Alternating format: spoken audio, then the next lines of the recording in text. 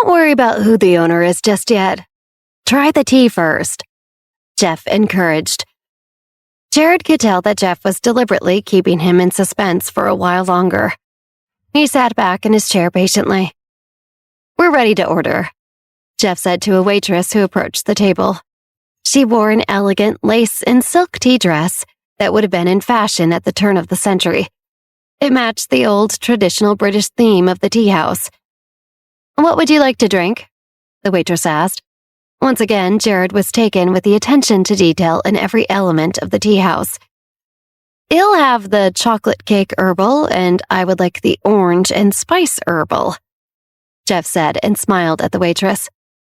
"Absolutely. Just to let you know, we also have a new blood orange and hibiscus rhubarb with vanilla. It's a bit like an orange creamsicle," the waitress explained. "Oh, what a suggestion. Let's do that then," Jeff said enthusiastically. "All right," the waitress nodded. "Any tea cakes, scones, sandwiches, cookies, crumpets? Can we have the Earl Grey raisin bread? Anything you want to add, Jared?" Jeff looked at Jared. "I don't know. I didn't even get to that part of the menu," Jared said sheepishly. "I'm sure everything is amazing." "Why don't you surprise us then? I trust your expertise," Jeff said to the waitress. She seemed to enjoy the opportunity to curate her tea snack spread for them. "Will do." She nodded and left them. Jeff turned back to Jared. "The teas here are really incredible, which they'd have to be at this price," Jeff said in a low voice. Jared had noticed that the menu had no prices listed, which was typical of high-end places. He wondered how much something like tea at a fine, unique place like this could cost. "I'm dying to know who is the owner that sets such high prices for their tea?" Jared asked, trying to get it out of Jeff once more. "The suspense is killing me." "What's your hurry?" Jeff smiled. "We haven't even had a chance to catch up yet. Why are you talking about other people first?" "Jeff, come on, don't be so secretive," Jared complained. "You've purposely piqued my curiosity, and now you're not even going to tell me. It's not fair." All right. I'll tell you one thing so far. Want to know how much a pot of tea here is?" Jeff asked conspiratorially. $300, he said in a low voice with a grin on his face. "And that's with the membership discount." Jared looked stunned. "You're kidding. You're tricking me." Jeff shrugged, still smiling. "Really?" Jared exclaimed. "Why would I make it up?" Jeff smiled. "Look at this place. Have you ever seen anything like it? It's highly exclusive for a reason. You noticed the fine furnishings? Well, tea is of the same quality." "That's crazy," Jared said, still in a daze. His excitement about the owner of the restaurant had quickly vanished. Whoever the owner is scamming people. I don't want anything to do with someone like that, he thought, disappointed. It does sound crazy, doesn't it? Let's see how you feel about it after you taste the tea. Jeff raised his eyebrows. Just then, a different waiter approached their table with a beautiful wooden tray that carried their 2 pots of tea, along with several fine cups and saucers. Jared looked at the teapots. They were small enough to fit in his palm. "That's the tea? $300 each? That's not a pot, that's a shot, max." Jared shook his head in a daze. This is maybe a few good sips. What is Jeff thinking? "This is the tea, yes." Jeff smiled, amused at Jared's shock. He picked up his teapot and poured it into his cup. The steam rose from the top of the dark red-orange liquid. "Go ahead and pour yours." Jared reluctantly picked up his teapot and poured the contents into his cup. He couldn't smell much of a fragrance from either cup, not nearly as much as he'd expected. What is so special about this tea? From the looks of it, it just seems like regular old tea. This cup is so small I could pick it up with 2 fingers. "Go on, try it," Jeff urged and took a sip of his own. A wide, satisfied smile spread over his face and he closed his eyes. After a moment, he opened his eyes and nodded at Jared. "Try it," he said once again. Jared looked at Jeff's smile and felt conflicted. Since Jeff is treating me as a friend, I can't really just refuse, and it's already right in front of me. I just can't imagine paying this much for tea that isn't that special, but if he insists. Jared picked up his teacup and carefully brought it to his lips so as not to spill any. This close to his face, he could smell the slightest hint of chocolate cake aroma. I can barely smell it. How can it possibly be worth $300? Jake finally took a sip. The tea flowed into his mouth, passed over his tongue, and moved down his throat. He swallowed and waited. Jared waited for any hint of an exceptional flavor, and none came. He really only had a few sips left after taking the first one. This hardly counted as a real drink, let alone an outrageously expensive cup of tea. He sat back in his chair, staring at the disappointing tea. Jared took a deep breath. Jeff had been completely tricked out of his money by whoever owns this place. What happened to him since the last time we met up? He used to have great taste in everything, but he's lost it. The owner is a criminal for charging this much. He's treated Jeff like a fool, and if Jeff thinks this tea is worth $300, then he is a fool. What a waste of money. Jared looked around and saw all of the lavish decor that had impressed him just a little earlier, and now it made him feel disgusted. He sighed heavily. After a moment, Jared's expression suddenly changed. His eyes widened, and he stared at his teacup in shock. "What?" Jared stammered. He savored the indescribable experience of tasting the chocolate cake tea in his mouth, long after he had swallowed. It was better than any actual chocolate cake he had ever tasted. It was warm and smooth, and somehow fudgy, even though nothing was in his mouth at this point. It was completely intoxicating. The uncanny taste continued in his mouth and did not stop. Jared's eyes looked like they were going to pop out of his head. He slowly closed them, savoring the experience of just one sip that lasted much longer. He felt the warmth of the hot tea move through his chest and sighed happily. "How is it?" Jeff asked and poured another cup for Jared. "Is it worth $300 or is it worth 300? "It's worth it." Jared opened his eyes and smiled. He couldn't remember the last time his mind had been blown like this before. He picked up his teacup again, and this time he looked forward to the experience. He carefully sipped the tea, and the rich, smooth, yet simultaneously light liquid convection filled his mouth once again. "Not bad, right?" Jeff smiled. "The Earl Grey raisin bread is also pretty great." The waiter returned to their table with an assortment of tea snacks, various tea cakes, lemon and berry scones with marmalades, cucumber sandwiches on rye and grilled brie and jam, shortbread cookies topped with chocolate ganache, mushroom quiches, honey orange brittle, tartlets, and a few cheesy biscuits, and of course the infamous Earl Grey raisin tea bread. "Enjoy," the waiter said and turned to leave. "Wait a minute." Jared hurried to stop the waiter from leaving. "Do you sell the teas here to take home?" "You want to buy tea, sir?" the waiter asked. "Yes." Jared nodded. "How much does the loose-leaf tea cost?" "It's sold by the gram. Do you know the owner?" "I don't," Jared said truthfully. "If you are not a member that knows the owner, then it's $100 per gram." "And how many grams go into a brewed pot?" Jared asked. 3.5 grams. The waiter replied. "See what I mean about the membership discount?" Jeff smiled. It was well worth it to him to know the owner. "You want to make a purchase? I can introduce you to the owner if you want." "So you dragged out the identity of the owner for this exact moment?" Jared sighed. Jeff was always getting a lot of amusement out of him. "I would appreciate it, yes. Hey, didn't you say you were also bringing 2 friends? Where are they?" "Be patient, my friend," Jeff smiled. "You don't want to rush making friends. If the owner thinks you're worth making friends with, she will come. You can't rush it." "How mysterious," Jared said and tapped his toe inside of his shoe impatiently. His face showed his confusion. "So the owner is a woman. I've learned that much."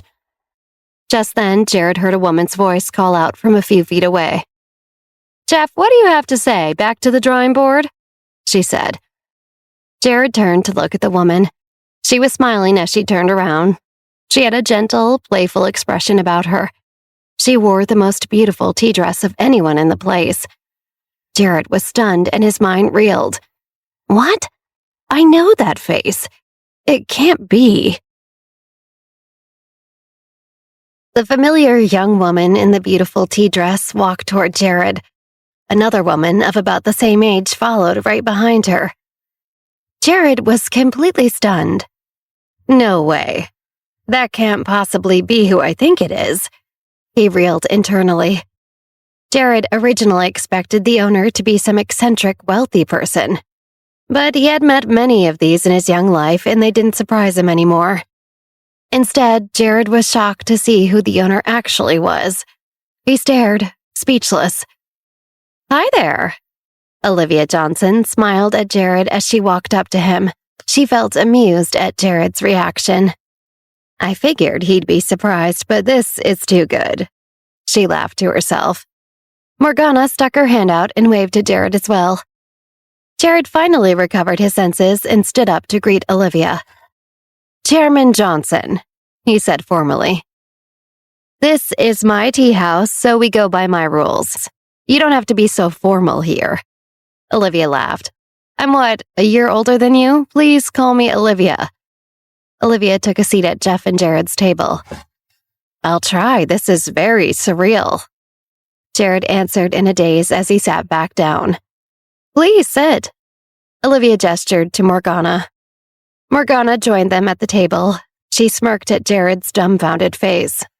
Jared stared warily at Olivia. He didn't know whether to be starstruck or afraid of her.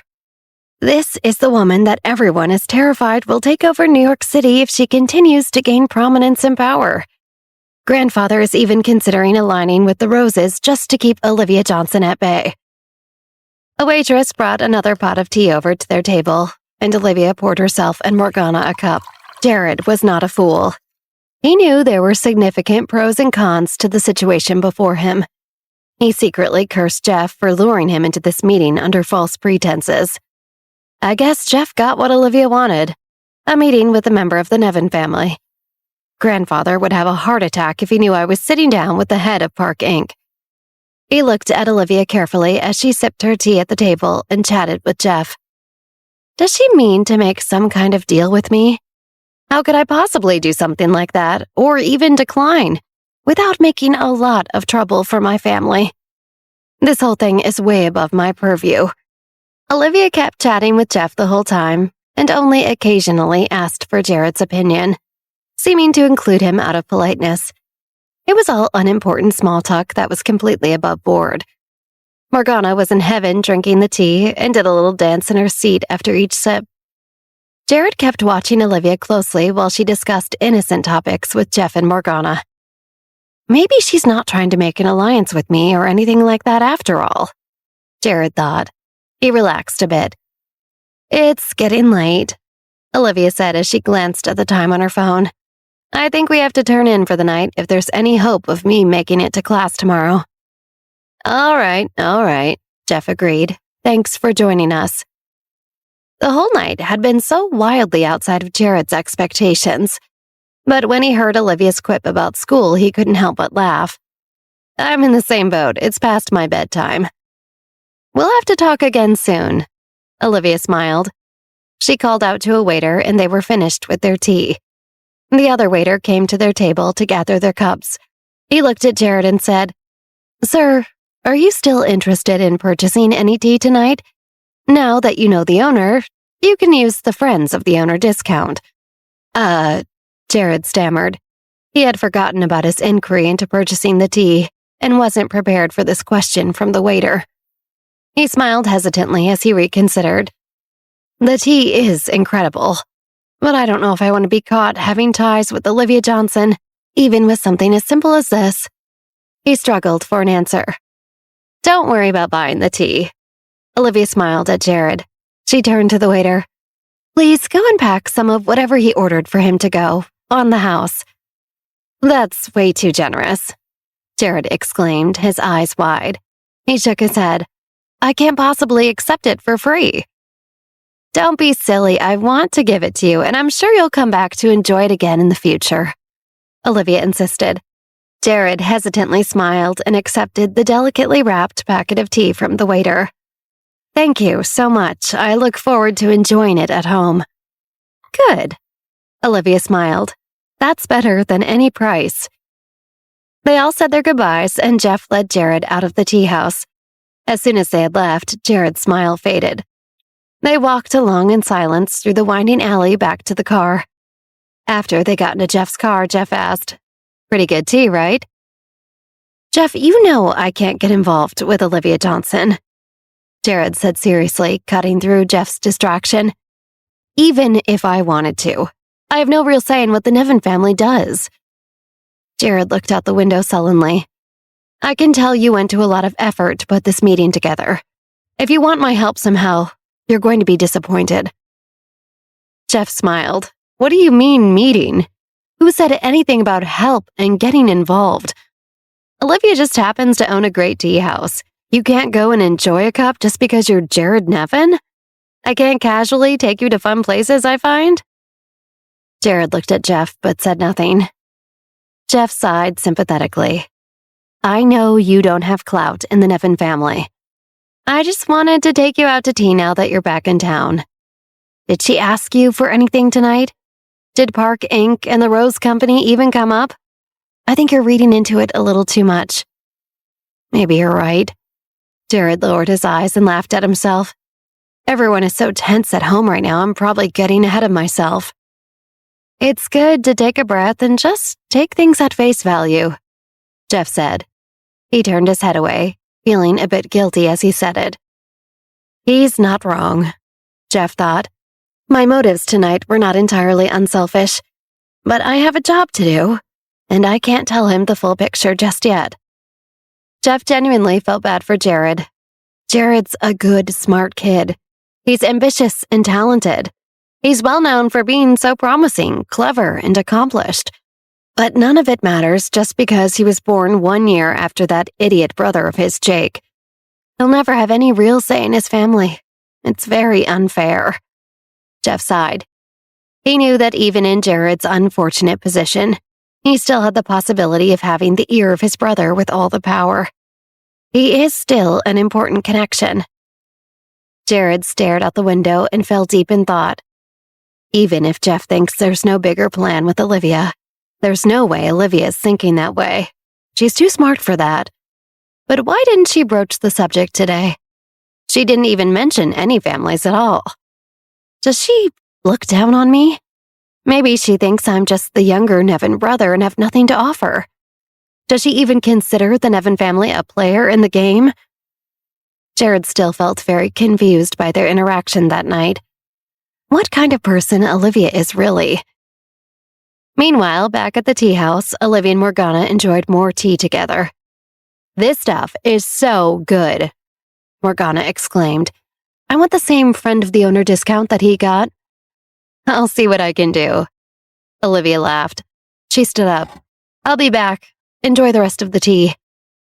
Okay, we should dress like this more often, Morgana said, looking down at the tea dress she wore. Olivia smiled and walked to the back of the tea house. She pulled open a heavy curtain and stepped through a plain door. On the other side, there was a small, cozy back room furnished like a small apartment. A young man rested on a chaise with his back to her. Thank you for tonight, Olivia said as she approached the young man. He turned over and opened his eyes. What are you thanking me for? He asked. For lending me your tea house. It made me look very cool. Olivia laughed. This place is awesome. Having it hidden in the alley and then you walk in to discover it, it's magical. It might be my tea house now, but once I get married, it becomes shared property. The young man smiled and reached out his hand to hold Olivia's. He gently pulled her to join him on the chaise lounge. You raise a good point, Chris Jones. Olivia smiled back. Lucky me. It's too bad no one would believe you're the real owner, Olivia said, coming closer to the chaise lounge but still standing. No one thinks you have enough taste to open such a classy place. Maybe I should just keep pretending to be the owner. Chris just chuckled, his eyes twinkling with amusement. I guess you'll just have to let me borrow some of your taste. Olivia smirked at the hidden meaning but ignored it. I mean, your family may be British and all, but what do you even know about tea? Your idea of a sophisticated drink is a protein shake with extra whey. Chris sat up, gesturing grandly. Ah, but you see, Olivia, I'm a man of many talents. Tea is all about the aroma, the taste, the experience, and I know a thing or two about creating good experiences. And good smells, too, I suppose? Olivia quipped, raising an eyebrow. Absolutely, Chris replied confidently. A good tea is like a fine perfume. It needs to have the right notes, the perfect blend. Olivia couldn't help but laugh. Is that so? And you're the expert on this now? Chris nodded, his smile widening. You'd be surprised. Why don't you come and rest on the chaise with me? I'll share my vast knowledge of teas with you. Olivia looked at the chaise, then back at Chris. And why exactly should I join you on that chaise? Chris patted the space next to him. Because it's comfortable, and because I know you want to. Olivia hesitated for a moment, then, with a playful roll of her eyes, she moved to sit beside him on the chaise. As they settled next to each other, Chris shifted slightly to make room for her, their bodies tentatively drawing closer. Olivia leaned back, her posture relaxed but cautious, her eyes darting to Chris occasionally. Chris, sensing her tentative nature, gently turned towards her, his arm finding a comfortable position behind her on the chaise. Their proximity was close yet careful, each movement measured and filled with an unspoken question. The air between them was charged with a playful yet intimate tension. Their eyes met occasionally, each glance a silent conversation. Chris's fingers lightly brushed against Olivia's arm, a tentative exploration of the space between them.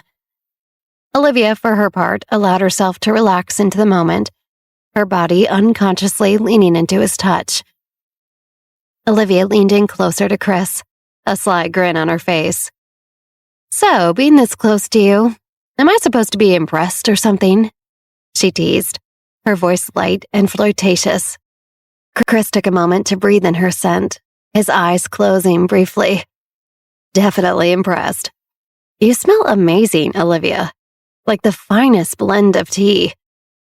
Olivia raised an eyebrow, her curiosity piqued. And what kind of tea would that be? You, Olivia, are like a delicate white tea. Subtle yet distinct, with layers of depth and a hint of sweetness. Chris replied, his eyes sparkling with amusement. Olivia laughed, a sound as light and carefree as the air around them. White tea, that's quite the compliment. But tell me, Chris, if I'm white tea, what does that make you? Chris sat up, his confidence unmistakable. Me, I'm undoubtedly a rich oolong complex, a bit mysterious and undeniably charming. Olivia rolled her eyes, her laughter light. You and your self-assured comparison sounds more like an oolong arrogance to me. Chris feigned a hurt look. Arrogance? I prefer to call it self-awareness. It's a fine line, but I walk it perfectly. Olivia leaned closer, her tone teasing. Oh, is that so, Mr. Self-Aware? I think Mr. Arrogant Madness suits you better. Chris laughed heartedly, the sound echoing in the room. Mr. Arrogant Madness. I must admit there's a certain charm to that title. I might just have to embrace it. Olivia leaned in, her eyes twinkling with mischief. So, Mr. Arrogant Madness, is that your secret identity? Do you wear a cape with that title? Chris grinned, playing along. Only on special occasions, but for you, I might consider making it a regular thing. Does it come with superpowers or just an inflated ego? Olivia teased, her laughter light and infectious. The power to charm and disarm, of course, and maybe a dash of ego just for good measure, Chris replied, his eyes dancing with humor. Before they could continue, a loud sigh interrupted them. Morgana dramatically swept through the curtain, her expression a mix of annoyance and amusement. Chris and Olivia, caught off guard, tried to jump apart, but their movements were clumsy and uncoordinated. Morgana folded her arms, her gaze playful yet pointed. Really, you two? No need to play coy now. I've been listening to your little flirting session through the curtain. Chris and Olivia exchanged a quick, embarrassed look. We weren't flirting. Chris stammered, trying to sound convincing. Olivia, equally flustered, added, "Yeah, just friendly banter, that's all." Morgana raised an eyebrow, clearly not buying their excuses. Friendly banter, huh? Sounded more like flirting with intent to me. Mockingly, she continued, imitating their voices. "You're like a perfect cup of tea. Oh, Chris, what kind of tea would that be?" "You're like a delicate white tea, Olivia." "Oh, Chris, are you a rich oolong?" "You guys are insufferable." Olivia rolled her eyes. "We do not sound that gross and pathetic." Morgana continued, imitating their voices. "Only on special occasions will I wear my cape, for I am Mr. Arrogant Madness." "Does that come with superpowers or just an inflated ego?" "It wasn't that bad, was it?" Olivia said, a little self-conscious now. Morgana laughed. "Oh, but it was. You're like two gross little lovebirds, chirping away in your own little world." She then straightened up. "Anyway, I was just waiting for you two to stop flirting so we could finally go home. It's getting late, you know." Olivia glanced at her watch, realizing the time. "You're right, it is getting late." Chris, not ready for their time together to end, turned to Olivia. "You sure you don't want to stay for one more cup of tea?" Olivia, momentarily forgetting Morgana was there, responded to Chris. "I think it's time to leave." Chris gave her a charming smile. "We could do a whole taste test to try and find a blend that suits Mr. Arrogant Madness." Morgana rolled her eyes at Chris's attempt to prolong their departure, while Olivia couldn't help but smile at his flirty persistence. Chris leaned in, his charm on full display. "Olivia, you can't leave just yet. The evening's just starting to get interesting."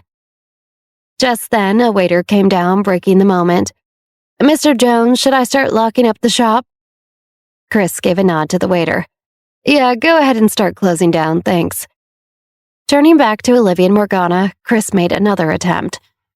"Why don't you both stay a bit longer? We could hang out. No more tea talk, I promise."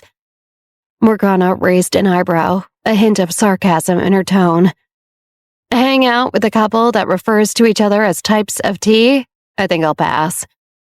Olivia laughed at Morgana's comment, the sound light and genuine. Chris, not missing a beat, replied, "We won't make any more tea references, Morgana. Scout's honor." Olivia's smile broadened. "But I kind of like our tea banter, Chris. It's fun."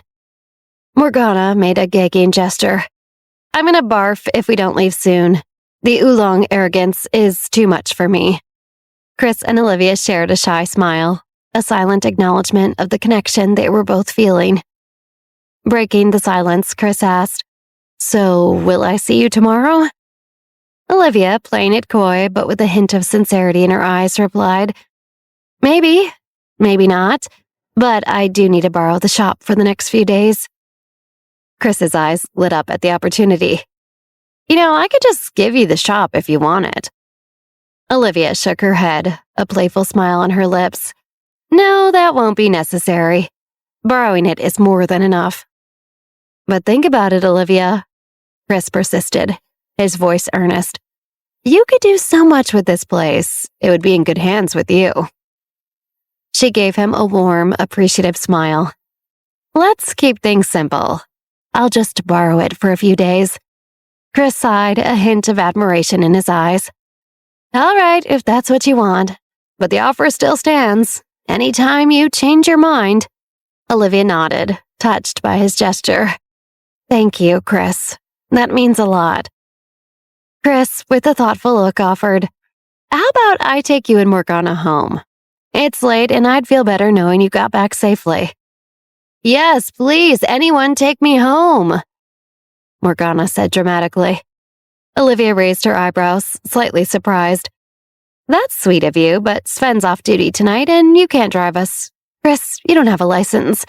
Chris flashed a mysterious smile. "Just trust me, I have a little surprise up my sleeve."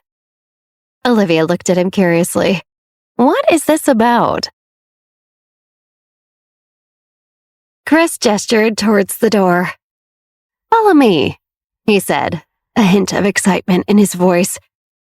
Olivia and Morgana exchanged confused glances. Morgana, with her usual teasing tone, nudged Olivia. You go first. He's your tea man, after all. Rolling her eyes playfully, Olivia followed Chris, with Morgana close behind. They walked through the quaint tea room and stepped outside into a dimly lit alley where a sleek black SUV was parked. Upon reaching the vehicle, Chris unlocked the doors with a flourish. Olivia looked at him puzzled. What's all this about, Chris? Morgana chimed in, her tone laced with sarcasm. Wow, he walked to a car. What's so surprising about using your own car? Chris rolled his eyes, clearly feeling misunderstood. No, you're both missing the cool part. The cool part is that I have the keys. Olivia still looked confused, while Morgana couldn't resist another jab. Clearly, you have a very different definition of cool, Chris. You're no oolong. Chris's annoyance at Morgana's witty banter was evident. With a sigh, he reached into his wallet and pulled out a small card, holding it up for them to see. Look, this is why it's cool, he said, showing them his brand new driver's license. I just got this. I can drive without needing Sven now. Morgana's eyes widened slightly. Oh, cool, she remarked nonchalantly, getting into the car. Olivia, genuinely surprised, congratulated him. That's great, Chris. Congratulations. Chris, with a touch of chivalry, opened the passenger door for Olivia. Thank you, Olivia. It feels pretty good to be independent. Once Olivia was comfortably seated, Chris closed the door and walked around to the driver's side. He got into the car, a satisfied smile on his face, pleased with his newfound independence. As they drove through the bustling streets, Olivia's mind churned with concern. Chris, with this newfound freedom, it's worrisome. Sven does more than just drive him around. He's a guiding force, keeping Chris in line. Without that daily influence, who knows what path Chris might wander down. Her introspection was interrupted by Chris's voice, breaking through her thoughts. Olivia, I've been meaning to ask, what's your perspective on the current state of the four families of New York? Olivia leaned forward slightly, her mind shifting gears. The landscape's drastically changed. The Coopers are essentially finished. The Johnsons have effectively vanished, and the Roses are trying for a resurgence. But I'm set on preventing that. This leaves us with the Nevins. I'm currently working on establishing some sort of rapport with them. Morgana, lounging in the back seat, interjected with a note of bewilderment. I don't understand why you're even bothering with all these chess moves. Why not just eliminate the Nevins and claim your position? You could easily rebrand as the Johnsons or, better yet, as the Parks. Olivia's response was thoughtful and measured. It's not that black and white, Morgana. I need allies, and the Nevins represent a new stream of power and influence that could be beneficial. Having allies can open doors that brute force and intimidation can't. Morgana scoffed lightly. Power needs one ruler, one king or queen. Allies seem superfluous. Why share the throne when you can rule it alone? Olivia's gaze was unwavering as she replied, I'm playing a long game here. It's more than just seizing power, it's about establishing a legacy, a network of influence that goes beyond mere dominance. The Nevins could be a key part of that plan. Chris, keeping his eyes on the road, weighed in thoughtfully. I see the logic in your plan, Olivia. But getting into the Nevins' inner circle won't be easy. They have more layers and secrets than anyone realizes. Olivia pondered his words. True, but that's where Jared comes in. He's the key. Smarter than Jake and seemingly more reasonable, yet he's neglected. Feels like he has something to prove. Working with him could be our inroad. Jake, on the other hand, is a wild card. Unpredictable, volatile. Morgana leaned forward, her voice filled with a hint of excitement. And if Jake becomes too much of a problem, just say the word. I have ways to neutralize such issues. Olivia turned slightly to face Morgana. Neutralize? In what way? With a devious grin, Morgana elaborated. I could use a special beetle from my venom collection. A little magic and Jake would be out of the picture. Mentally incapacitated. unable to interfere in our plans. Olivia nodded, absorbing the information. While that's a drastic option, it's good to know we have it. But let's focus on working with Jared for now. We need to build this alliance carefully. Morgana sighed, a trace of impatience in her voice. Fine, we'll play it your way, but remember the beetle option is always on the table. A quick, efficient solution to our Jake problem. Chris glanced at them through the rearview mirror. Just be careful. The Nevins aren't to be underestimated, especially Jake. Olivia's gaze hardened with determination. I'm always careful, and I'm well aware of the risks, but this is a chess game and we need to think several moves ahead. Morgana settled back in her seat, mumbling under her breath. The sooner Olivia builds her empire, the sooner I can have my revenge on the Venom God. Olivia heard Morgana's mumbled words. She contemplated Morgana's words silently. Morgana's thirst for revenge against the Venom God is a powerful motivator. I'm lucky to have her on my team. But how long before her personal vendetta takes precedence over our alliance? Her thoughts were interrupted by the sound of Chris's phone ringing. He answered the call, his expression shifting from casual to intense as the conversation progressed. Olivia watched, noting the furrow in his brow and the serious tone in his voice. After ending the call, Chris turned to Olivia. That was a tip-off. Jake is currently at the Sovereign with Mark DeLillo. Olivia's eyes narrowed. The Sovereign? That's interesting. What could they possibly be up to? I'm gonna find out, Chris stated firmly. Do you want to come with me?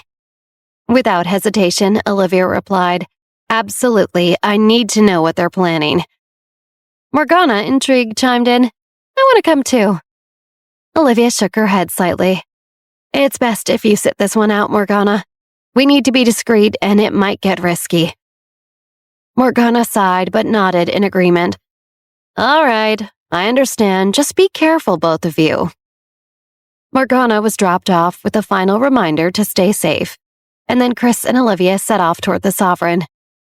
As they ascended to the top floor of the Sovereign, the atmosphere grew tenser. Upon arrival, Chris and Olivia spotted Sven, who was intently focused on some display monitors. Sven, what's with the monitors? Olivia inquired, her curiosity piqued. Sven, caught off guard, attempted to hide the monitors from Olivia's view. I'm just keeping an eye on Jake, he said, his voice strained.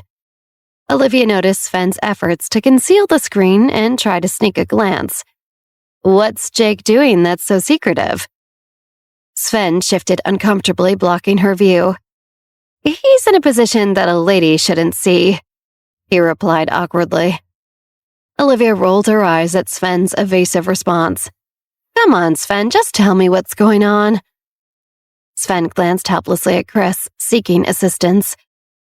Chris sighed and addressed Olivia. He's being the shady, disgusting, new money Nevin that he is. Curious, Olivia made another attempt to look at the monitor. Before she could catch a glimpse, Chris swiftly covered her eyes with his hand. Trust me, Olivia, you don't want to see this. I want to know what's going on with Jake. That's why I'm here, Olivia responded. Sven grimaced, his face twisting in disgust as he continued to watch the monitor. No, you don't want to see this, little lady. I promise, he warned Olivia. Despite the warning, Olivia moved away from Chris and peered at the monitor.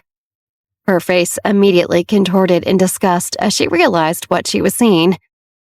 On the screen was a live feed from a secret camera in Jake Nevin's room. Jake was engaged in a very compromising position, receiving oral sex from several girls. Olivia couldn't hide her revulsion. This is repulsive, she said, her voice laced with disdain. How could he? Why does he look like that? Ew, ew, ew, oh, this is vile. Chris, standing beside her, nodded in agreement. You shouldn't have looked, Olivia. I tried to warn you, it's disgusting. The three of them stood there, their expressions a mix of repulsion and disbelief at the debauchery unfolding on the screen. Chris, Olivia, and Sven wanted to look away but couldn't tear their eyes from the monitor, as Jake began to contort his body in the weirdest way possible. Poor girls. They deserve so much better. Why is he moving like that? Olivia said as she shook her head. Suddenly, out of nowhere, Jake shouted in ecstasy. His voice echoed loudly from the monitor. His words slurred and embarrassing. I'm better than Jared. I'm better than Jared. I'm the best Nevin ever. Olivia shook her head. This is my competition. I should have no problem outsmarting this idiot. As Olivia, Chris, and Sven continued to watch the monitor, Jake lay sprawled on the bed in his room, looking exhausted as the girls left. He mumbled to himself, a stream of tired, self-affirming words spilling out.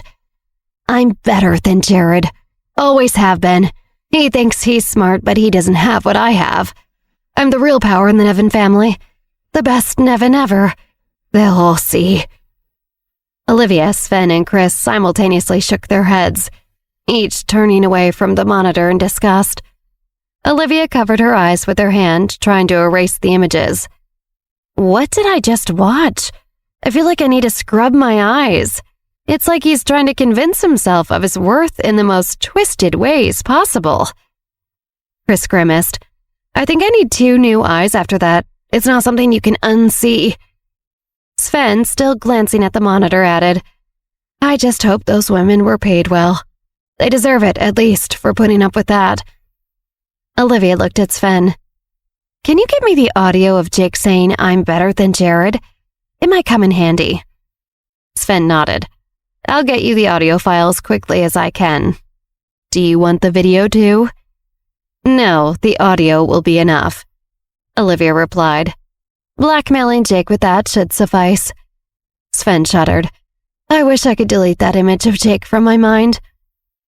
Chris, sensing the discomfort in the air, turned to Olivia. Do you want to go home? Olivia nodded eagerly. Yes, let's get out of here. I need to go home and shower immediately. I feel like I need to cleanse myself after witnessing that. The car ride to Olivia's apartment was filled with an awkward silence, the air thick with unspoken thoughts. Olivia kept glancing over at Chris, her mind wrestling with whether to voice the question burning in her thoughts. How do I even bring this up? Olivia pondered internally. Should I just ask him? But what if it makes things even more awkward? Chris, driving with a fixed gaze on the road, was equally aware of the tension. How can I make this less awkward? He thought. Maybe I should change the subject and move on from that Jake incident. But what do I say? Maybe I should say something about the weather, or ask her about her plans for tomorrow. No, that's too mundane. What about bringing up a new business topic? No, too heavy after what we've just seen. As they continued in silence, Chris mentally ran through potential conversation topics, discarding each one as either too mundane or inappropriate for the moment. Out of the blue, Olivia blurted out, What do you fantasize about, Chris? Chris was caught off guard and almost swerved the car. I'm sorry, what? Olivia, feeling a flush of embarrassment, clarified, I mean, what are you physically attracted to? What do you, dream of? Chris nervously glanced at Olivia, then quickly refocused on the road. His mind raced as he tried to formulate an appropriate response. Oh no. Did I make it even more awkward now? Olivia thought, biting her lip. Why did I even ask that? Chris cleared his throat, still struggling to find the right words. Well, I guess, everyone has their preferences, right? It's just, a bit personal to discuss, especially right now, right? I guess, maybe not. Chris continued to mumble out incoherent words, unsure of what else to do or say. Considering everything, I wouldn't want to be disrespectful or unsavory. Not unsavory. That sounds like I'm talking about toast. Not that I think you're toast, because you're not toast. You're much more savory than toast. Chris stopped himself from talking and took a deep breath. He shot a quick, nervous glance at Olivia, trying to gauge her reaction. The car ride, already filled with unease, seemed to stretch on endlessly as they navigated the quiet streets towards Olivia's apartment. Olivia glanced at Chris, noticing the red flush on his cheeks and the embarrassed look in his eyes. Did I make things even worse? He looks so uncomfortable. Maybe I shouldn't have asked such a personal question. Chris took a deep breath, trying to gather his thoughts. Well, Olivia, since you asked, I guess I'm attracted to someone confident, someone who knows what they want. I like a sense of humor and intelligence. Physically, I guess I don't have a specific type. It's more about the connection, the chemistry. He paused for a moment before continuing. As for fantasies, it's not just about physical attraction. It's about finding someone genuinely interested in me, not just what I can offer them. Someone who challenges me, makes me think, makes me laugh. Olivia listened intently, a thoughtful expression on her face. That's not a bad answer. What about you? Chris asked, trying to sound casual but failing terribly. I should have known that question was coming, Olivia thought. I haven't really spent much time thinking about what I fantasize about, she said. I've always been more focused on my goals, my responsibilities. Chris glanced over at her, a soft smile playing on his lips. You should think about it, Olivia. It's important to know what you want, what makes you happy. And, well, I'd be lying if I said I wasn't curious to know. Olivia felt a warmth spread through her at his words. It was a side of Chris she hadn't seen before, and it intrigued her. The conversation, though initially awkward, had taken a turn into something more open, more intimate. Chris, sensing the need to steer the conversation away from the personal territory they had wandered into, found a way to change the subject. By the way, I still haven't figured out who Mark's mysterious donor is. But whoever it is, they're being very generous. Olivia, her curiosity piqued, responded, A generous donor for Mark, that's intriguing. Who do you think it could be? Chris shook his head slightly. I'm not sure, but it's someone with deep pockets. I'll keep you updated on what I find out. As they arrived in front of Olivia's apartment, there was a moment of hesitation before Chris and Olivia shared an awkward but heartfelt hug goodbye. Good night, Chris, Olivia said softly as she got out of the car. Good night, Olivia, Chris replied, watching her for a moment before driving off. Olivia stood there, looking up at the moon, lost in thought. She began to speak to herself. Mark DeLillo. I can't stand him. He thinks he can just come into New York and take over, but I won't let him. He's a snake, always slithering his way through the cracks, trying to upset the balance. I've worked too hard to let someone like him ruin everything. No, I'll find out who his donor is, and I'll cut off his support. Mark doesn't know who he's messing with. This is my city, my turf, and I'll do whatever it takes to keep it that way. Across town, under the same moonlit sky, Jared stood by his window deep in thought. He spoke softly to himself, a tinge of uncertainty in his voice. Can I really trust Olivia? Is she just using me, or does she see the potential in working together? My family, they're choosing Jake over me. Jake, who can't see beyond his own nose. He paced back and forth, his words laced with frustration. Jake is an absolute fool, and yet he's the one they listen to. If my family is blind enough to follow him, maybe I should take my chances with Olivia. Maybe she's the ally I need to prove my worth. Jared continued, his voice growing more resolute. If aligning with Olivia means betraying my family, so be it. I'm tired of being overshadowed by Jake's idiocy. I have more to offer, and if Olivia recognizes that, then maybe that's the path I should take. The next morning, Jared woke up exhausted from a night of restless contemplation. He dragged himself to the kitchen, where he found Jake in an unusually good mood, enjoying his breakfast.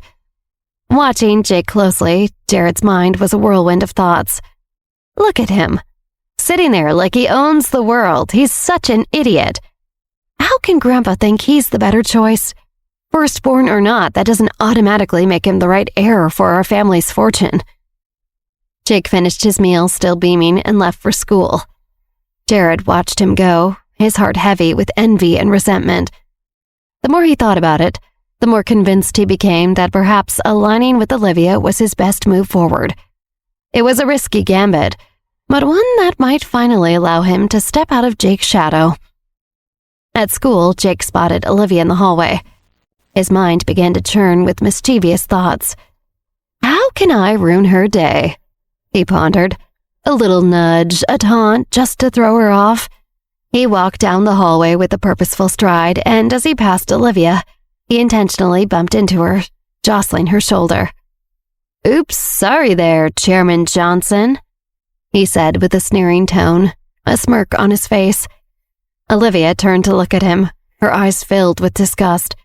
She thought to herself, he won't be so smug once everyone hears him boasting about being the best Nevin ever. He's truly repulsive. After school, Olivia headed to the Park Corporation for work. As she walked through the office, an assistant hurriedly approached her. Miss Johnson, someone from the Rose family is here to see you, the assistant informed her. Olivia's brows furrowed in suspicion. The Rose family? It can't be him, can it? Olivia stacked papers on her desk in preparation for her unwelcome guest, when her eyes landed on one file in particular. Her lips parted in a devious smile. This one will be perfect for Mark, she thought. The document detailed her plans to renovate a new shop, which she knew would be exactly the kind of bait she needed for him. Besides the other things she had in store, she placed it by itself on her clean, spacious desk, which she thought would be very noticeable. Her assistant knocked lightly on the door as she sipped from a mug. Come in, she said. Olivia knew her Prada suit that day looked killer. It was the perfect fit to wear to see her monstrous ex, who didn't know he was her ex. Olivia's assistant entered the room with Mark DeLillo following behind. She glanced at him with an air of composed indifference, placing her mug on the conspicuous document on her desk. It's so strange meeting like this, Olivia thought. Mark has no idea what I know about him. He has no idea that in another life, he murdered me. He would have done it in this one, too, if I'd let him. Mark entered and saw the document immediately, his eyes flashing. He was pleased to see it and immediately started forming a plan around it. Olivia knew she had him. She stood and walked toward him from behind the desk. Long time no see, she intoned politely. Let's sit over here and chat. She gestured at the sofa by the window. Sitting on it felt like hovering precariously, dozens of floors above the New York City streets. He glanced at that document again, then moved toward the sofa with a stretch. He sat down and made himself comfortable with a smile. Chairman Johnson, you have quite the office. It's very big. Olivia smiled, remaining standing. No, it's not. He was taken aback by her response. She leaned against her desk and turned to her assistant. Ask Violet Cartwright to bring in some tea for myself and Mr. DeLillo. The assistant nodded and left, closing the door. Mark raised a hand. Oh, you don't need to worry about serving me anything. I was just passing by. I know. Olivia's heart pounded. She wished so badly that she could call upon her power and snap this man's neck. I assumed that must be the explanation for why you forgot any basic etiquette that would show an ounce of respect for my time. Or maybe that idea is a bit advanced for you. Do they just let any Tom, Dick, or son of a bitch run a company these days? Olivia saw the anger and shock rise in Mark's face, but he suppressed it. Instead, he laughed a big fake laugh. Yes, I suppose that's right, he replied, very funny. Olivia laughed back. Yes, it is. So though you were just dropping by, I still need to ask what you were looking for from me today. He smiled. I just came to say hello and take a look around. He turned to look out the window and sniffed. Actually, to tell you the truth, I also came intending to apologize to you. Olivia raised her eyebrows. Apologize?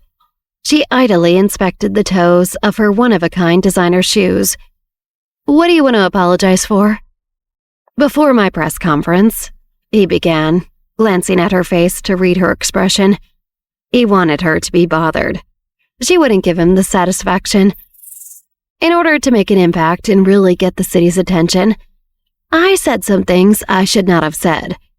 I do hope the esteemed chairman did not take my words in that press conference to heart." He flashed a wolfy smile. "You know how these things are." Press conference. Olivia frowned, willing herself to look puzzled. She knew she was a good actress when she needed to be. What press conference was this? Mark's face fell. "You're joking," he sneered, displeased. "I thought there was a reporter there who was deliberately making things difficult for me on your behalf. They asked me if the Rose Company was starting a war with your Park Incorporated company." Olivia pretended to remember this. "Oh, yes, that's right. I heard about this from Violet Cartwright." Olivia smiled. "You know how these reporters are, really chasing the wrong story if you ask me." Mark looked confused, and still put out that his plan to needle Olivia about the press conference hadn't worked out the way he had hoped. "What do you mean?" Olivia laughed. "If anything the Rose Company does could really challenge me, would my company be performing the way it does? Come on, nothing you say could hurt my business.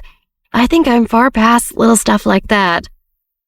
She enjoyed how much she was bothering him, but decided to act as though she couldn't tell. "President DeLillo, don't you think so?" Mark again swallowed his anger, making an admirable effort. "I admire Chairman Johnson's courage," he said condescendingly. "I really do. So brave of you to say something like that." Olivia sat across from him on the sofa, resting her head in her hand. "You know, we know each other. We don't need to use official titles, do we, Mark?" When he heard Olivia call him that, he felt somehow like she punched him hard. He had originally planned to take her by surprise this afternoon to show off his strength, but in actuality, she had been running circles around him ever since he entered the room. He wasn't used to feeling like this.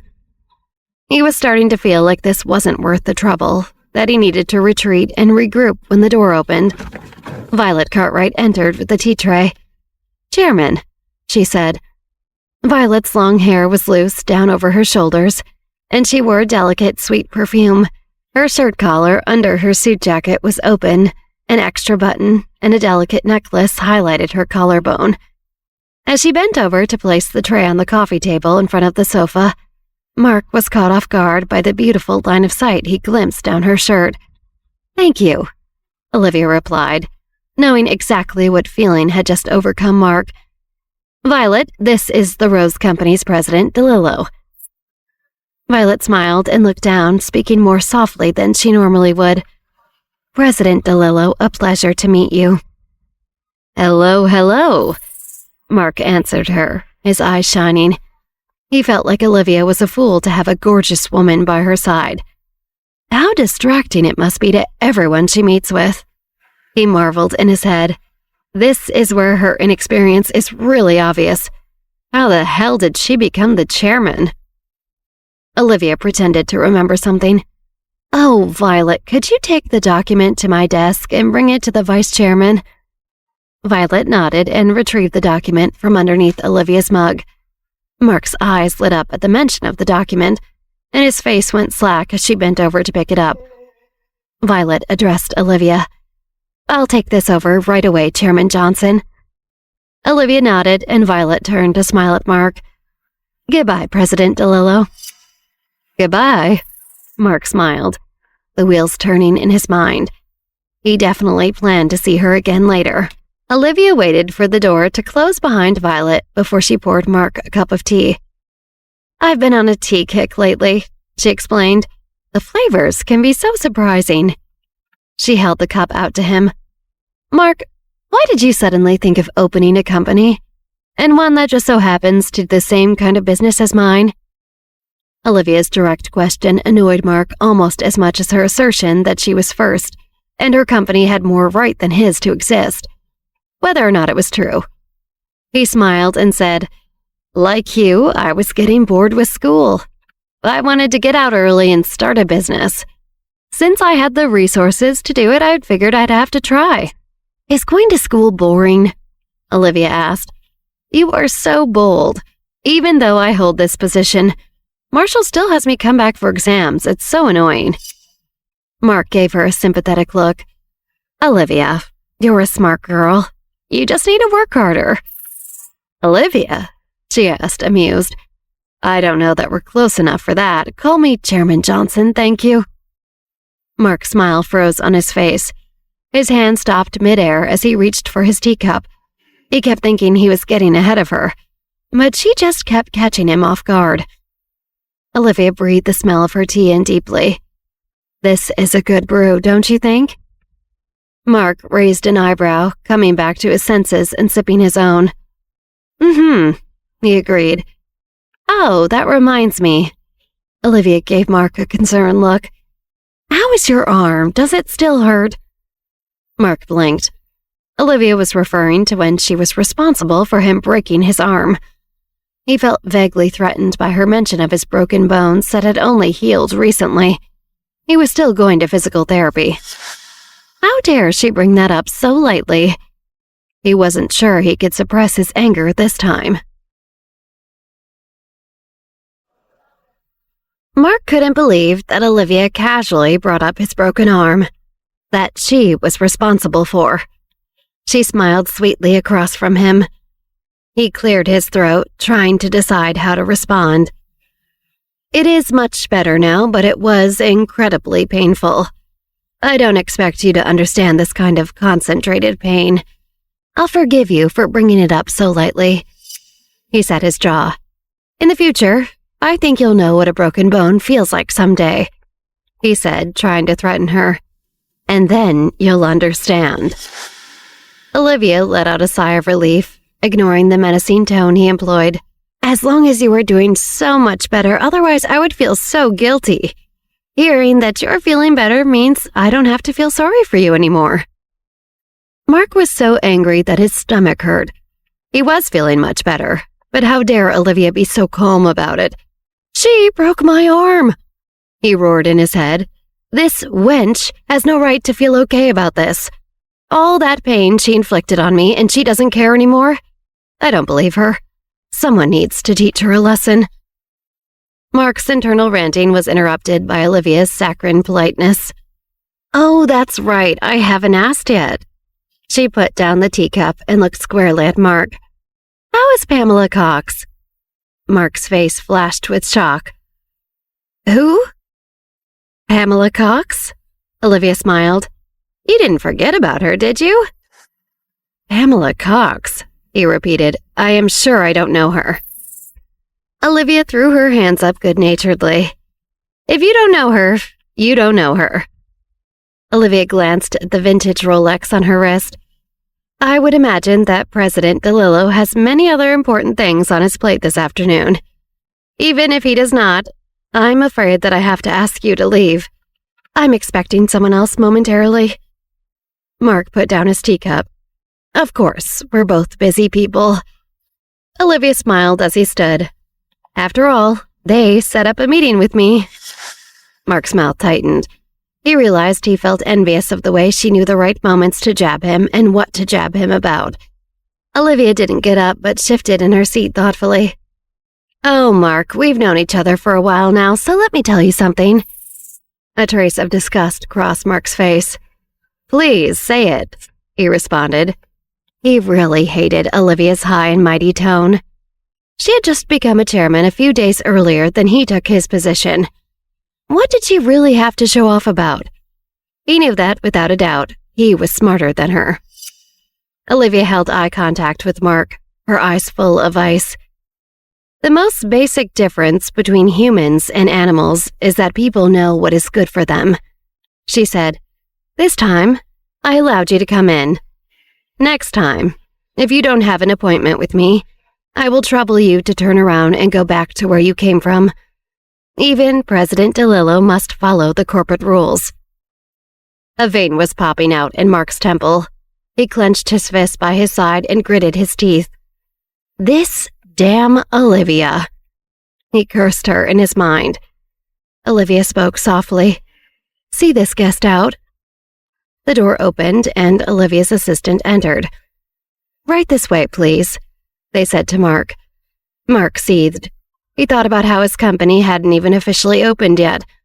His business was more advanced and more updated. Olivia was stuck trying to modernize her grandfather's dinosaur. Even if she looked more impressive now, he was sure the day would come when she would be a part of the rubble beneath him as he climbed his way to the top.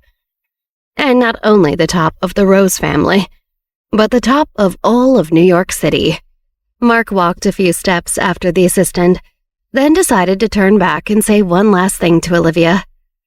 "Hey, enjoy the rest of your time playing chairman up here in Grandpa's office. We both know your days are numbered." Olivia smiled and stood up to stare at Mark down. "Be careful while you're climbing the rungs of that ladder, Mark. You might look up one day to realize you've just been holding on to hot dogs." Mark snorted. "Chairman Johnson doesn't need to worry about me." He stormed out after her assistant, determined to show her up the next time he saw her, no matter what he had to do. He was talented, he was ambitious, and he wanted revenge. On the way out of Olivia's office, Mark got an idea. He walked to the elevator with the assistant and asked him carefully, "Sorry, can I stop at the bathroom?" The assistant told him where to go. Mark thanked him and smiled. "You don't need to wait for me. I know the way out and can walk myself out." The assistant considered this uncertain. "Okay." Mark nodded to him, acting like he was being magnanimous. The assistant watched Mark walk toward the bathroom and decided to return to his desk. Mark entered the bathroom and glanced out through the door as it shut, seeing the assistant walking away.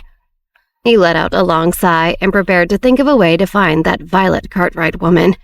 Not only had she caught his eye, but Olivia seemed to really trust her. He adjusted his hair and washed his hands in the gender-neutral sink area to give himself time to think. Suddenly, the situation he was hoping to engineer happened all on its own. Violet walked in through the bathroom door. "Oh, President DeLillo, are you leaving?" Mark had been picturing her beautiful face, and suddenly he was looking at it in real life once again. His eyes lit up. "What a coincidence." Violet paused, blinking. "I just also needed to use the bathroom." He laughed and smiled awkwardly. "I'm really sorry, of course. I don't know what I was thinking, but the sight of you sort of scrambles my brain." Violet laughed and looked away from him bashfully, though bashful was not something she would ever normally be described as. "You must be joking, sir." "Not at all," he replied. He gave her a grin that women had given him good reviews on before. "When I first saw you, I was shocked. Chairmen don't usually have such a beautiful right-hand woman." Violet smiled in response. Mark continued, "She seems to value you very much." "I don't know if I'd go that far." Violet shook her head. She sighed. "Chairman Johnson is very suspicious and private by nature. I'm the leader of the whole secretary group that serves her, but I don't know that I have the authority." She suddenly paused and laughed at herself. "I'm sorry, I'm going on and on about my job and probably shouldn't say these things. You just make me feel so comfortable." Mark touched her arm lightly, intending to reassure her. "Oh, don't worry about it at all, Miss Cartwright. You're worrying too much. I'm the kind of person who can absolutely keep a secret. And maybe I can make your life easier. Your boss came into this job at such a young age. She's inevitably going to make mistakes managing you." Violet smiled gratefully, nodding. "Yes, you're right. I don't know if this is old-fashioned, but here's my business card." Mark held out a matte black card with very few details. "If I can ever help you, let me know. And I hope this isn't bad of me to say, but I've been looking for an executive assistant myself. If you're interested at all, give me a call." Violet seemed uncertain, not taking the card out of his hand. "I'm not sure." He laughed. He took her hand and placed the card in it. "Just take it. You can decide later if you want to use it." Violet shook her head. "I don't know. I'm sorry. This isn't good." She didn't, however, put the business card back in Mark's hands. "What are you thinking?" Mark asked. He noticed that she did not refuse and wanted to press her a little. Even if I can't successfully poach the great Miss Violet Cartwright, who is a capable general of a whole group of secretaries, it would still be good for us to make friends. If we have any business together in the future, I do hope I get to hear you speak a little more than you did this time. All right. Violet put away the business card, looking uneasy. Mark laughed slyly. Then I will quietly wait for the good news. Until next time, Miss Cartwright. He walked out. As soon as he left, Violet's face filled with disgust, and she rolled her eyes. She shook out her arms and vigorously washed her hands. After she dried them, she pulled out his business card. A small smile tugged at her lips. Someone entered from the men's restroom. It was Jeff Dreyer. He had a dark expression on his face. Violet glanced at him and knew he must have heard everything. Violet knew that Jeff had overheard Mark trying to poach her, and also that she didn't turn Mark down. She was playing Mark the whole time, of course, but didn't feel like it was particularly important to explain it in that moment to Jeff as he stared daggers at her. She turned to leave. Jeff called out to her, "Violet." She turned to face him. "Yes?" Jeff turned on the faucet and washed his hands. He said coldly, "Do your job well, and Olivia will not treat you unfairly." She smirked. This was the first time she felt like she'd seen Olivia's vice president with clear eyes. Usually, she just saw him working so seriously. He was the type of person addicted to being busy, living to work instead of working to live. She had honestly thought of him like a soulless masochist, but his loyalty to Olivia at this moment was endearing. Violet half wanted to tease him, and half wanted to give him a hug. She was also feeling particularly rebellious after acting submissive with and impressed by Mark DeLillo. Violet checked her nails. "Do you think so? What if I don't do my job well?" Jeff angrily turned off the tap and whirled on Violet. "Don't forget that I am the vice president of this company." Violet didn't flinch. "Don't forget that I'm here with Olivia. Before you came, I was here."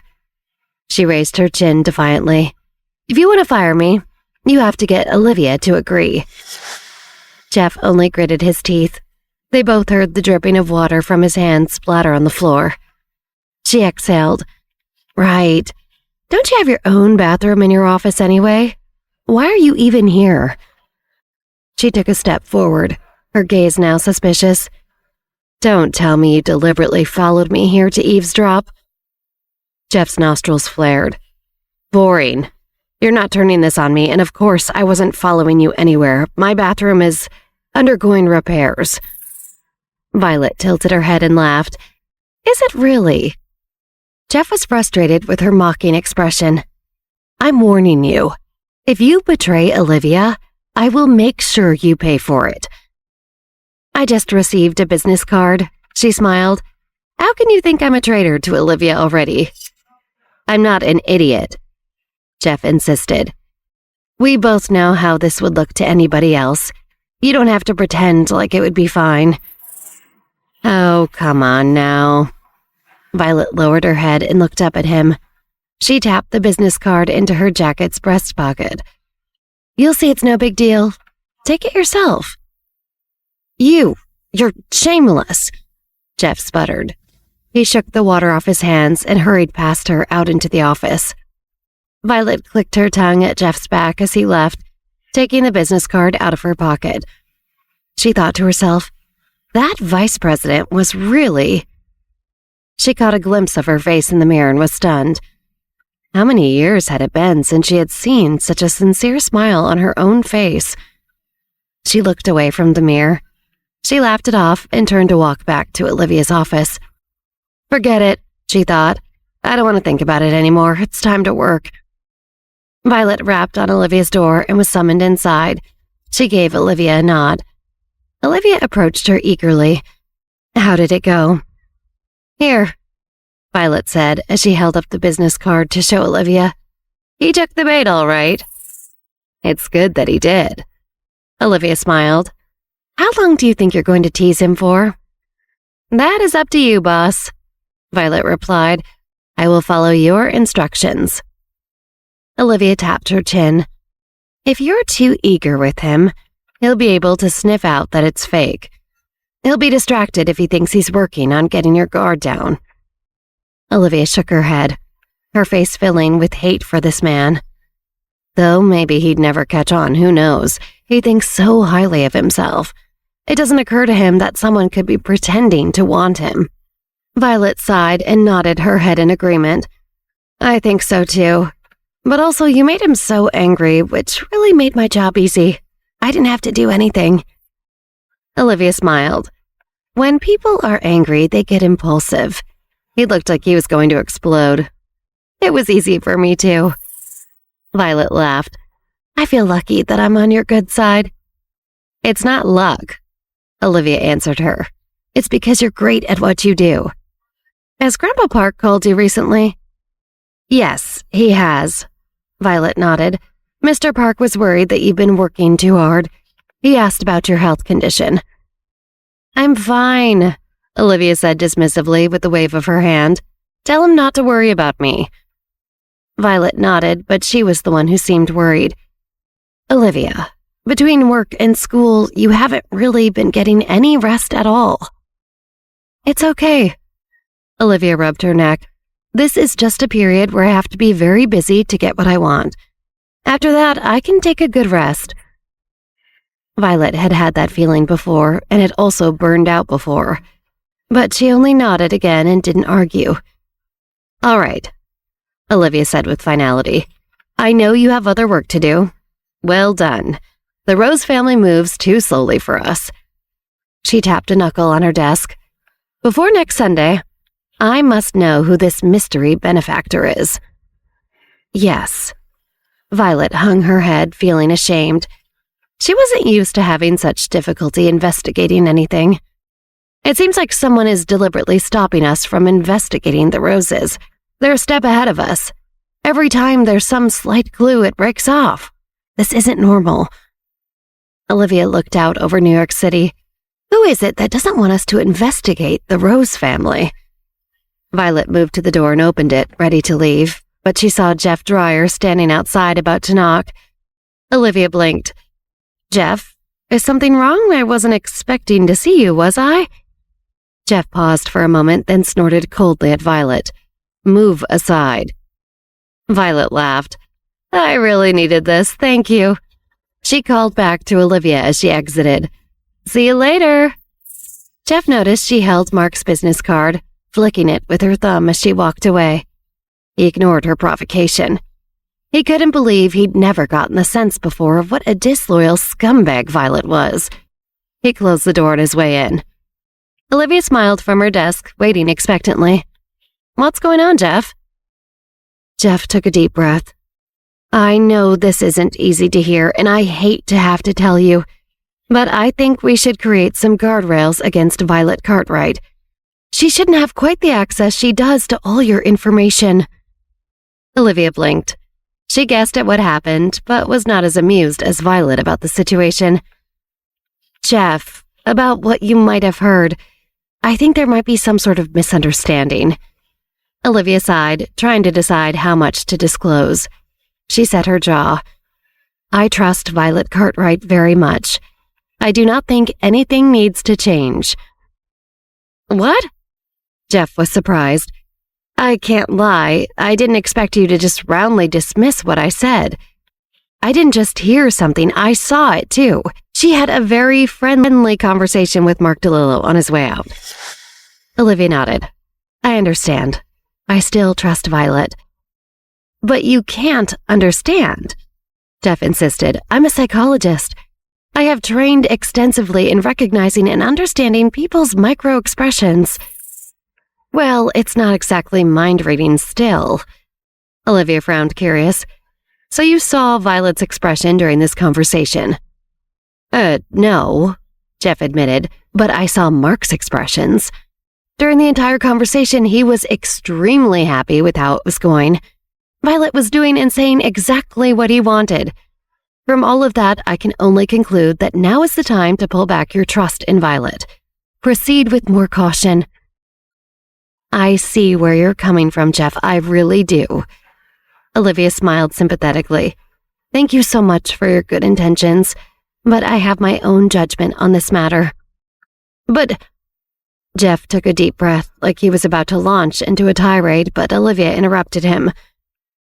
Jeff, have you finished reading all the documents that Violet sent to you today? She changed the subject, looking at the papers on her own desk as well. Not yet, Jeff said at a loss. This seemed much more important than that. Go and finish your reading, Olivia said kindly. I'm very anxious for your thoughts on the documents. Jeff looked at Olivia's confident expression, confused and disappointed. He nodded. All right, I will. He turned around and left her office, closing the door behind him. He frowned as he walked toward his own office, thinking, since Olivia doesn't believe me, I need to come back to her with more evidence. I need to hunt it down myself. I know Violet Cartwright must be hiding something, and I am going to find out what it is. I'm going to poach that smoke show assistant of hers, Mark thought to himself as he left Olivia's park company feeling cocky. And Olivia has no idea. He got into his town car feeling satisfied as the New York City streets whizzed by. They arrived at his brownstone mansion in one of the most expensive neighborhoods in the country. He had hoped to buy the Johnson mansion when Jack and Bruno left the country, and was infuriated to hear he wasn't quick enough to snatch it. By the time he arrived to investigate and make an offer, it was already being run by its new owner, Olivia. He couldn't believe she had beaten him. So his consolation prize was to buy up 3 historic brownstones in a row and turn them into one giant mansion. He did have to get a little nasty with his tactics to coax an old woman out of the middle brownstone. He had done a little investigating and found out she had a long-held secret about the parentage of one of her children. So once he threatened to expose that, the row of brownstones was his. He was happy that his purchases made the news because he was determined to take root in the city and surpass Olivia on her own turf. He would revive the prestige of the Rose family once again. As he entered the massive foyer of his mansion, he tapped his phone screen, impatient. Violet is going to call me. She should just hurry up and do it. He decided it was time to celebrate his shrewd moves and poured himself a glass of cognac. It was ludicrously priced, and he only drank it when he had something to commemorate. He swirled his glass and nearly jumped as he felt his phone buzz in his pocket. It was not Violet, but at the sight of the caller ID, Mark's face snapped into seriousness. Hello? He answered in a low voice. Hello, a man replied on the other end of the line. How is everything going? Update me. Mark cleared his throat, nervous. I will pay a visit to the Nevins tomorrow, as we had discussed. He thought for a beat. I went to the park company today. The other voice sounded annoyed. What did you go to the park company for? We didn't discuss that. Mark hesitated. I really wish I could tell him I humiliated Olivia, he thought internally. But during our conversation, she got the better of me. Wait, why am I worried? I do have some good news from that visit. Mark put on his most serious professional voice. I deduced today that Olivia places a lot of trust in her executive assistant, but I could also tell that the executive assistant was dissatisfied with her job. I connected with the assistant, and I think this will be very beneficial to us. I found Olivia's weak point. The man replied flatly, Mark DeLillo, you are very talented. Mark smiled to himself. He knew he was very talented. Anytime Olivia got the better of him, it was just about circumstances. He knew he was smarter than her, and surely by a lot. But the man continued, in terms of strategy, you are still a little lacking. Is an assistant really someone you need to focus all of your energy and attention on? Will she really be that much of use, and are you sure she's that disloyal to Olivia in the first place? I'm concerned that you didn't consider all of this. Mark's cocky smile fell from his face. This wasn't the reaction he had expected. He reflected on what happened today, his conversation with Olivia and then his conversation with Violet. He started to feel doubtful about these events when he had felt so confident. Do you mean? I would not bet that you can win over the people immediately around Olivia. The mysterious man replied. I saw your press conference. I know you're still angry with her for breaking your arm, but now is not the right time to make any moves on her. Don't be blinded by your desire for revenge. Everything you're doing is still new and needs time to solidify. You need to be careful. Yes, of course, Mark replied because he knew that's what he should say. But everything in him wanted to yell and stomp and throw a tantrum. He wanted to ruin Olivia, and he felt like a dog fenced into a yard barking at her from mere feet away. He was ready to tear her apart. He didn't like these stupid instructions holding him back. The most important thing, the man continued, is for you to plant your roots in New York City. Establish your supremacy in business and elite social circles. Make it yours and build your power before you decide to exercise it. Don't let your emotions dictate your decisions and rush you into something prematurely. Yes, I know, Mark agreed, nodding. He felt like a teenager getting scolded by his dad. But he remembered their plans, and he remembered that that was what was most important. He begrudgingly thought about how he trusted this man and his directives. It's good that you know, the man said. After a few more exchanges, they hung up the phone. Mark let out a heavy sigh and looked grimly out at the overcast day outside his windows. Elsewhere in the world, in a moody penthouse, the mysterious man had his own complicated feelings after hanging up with Mark.